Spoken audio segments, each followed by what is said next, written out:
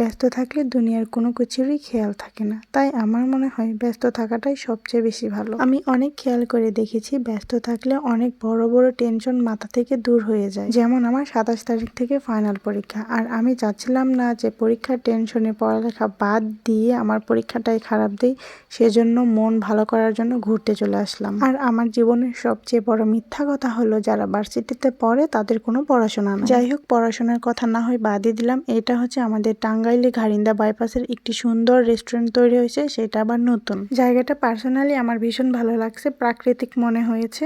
আপনি কাঠটা চামচ কি করো? এগুলো আমার অনেক ভালো লাগে, আমি বাসায় নিয়ে যাবো। বাঙালি যখন রেস্টুরেন্টের জিনিস বাসায় নিয়ে যায়।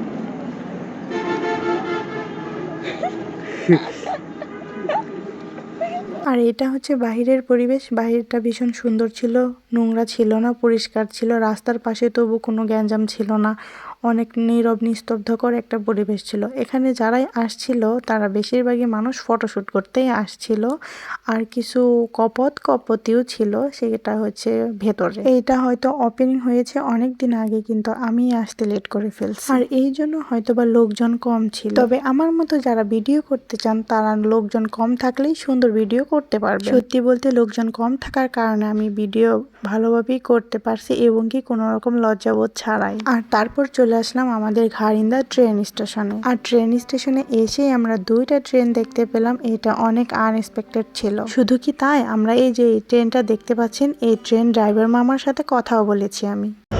আঙ্কেল, আপনি চালান, ভালো লাগে চালাইতে। মামার সাথে কথা বলতে বলতে এই পাশ দিয়েও একটা ট্রেন চলে গেল।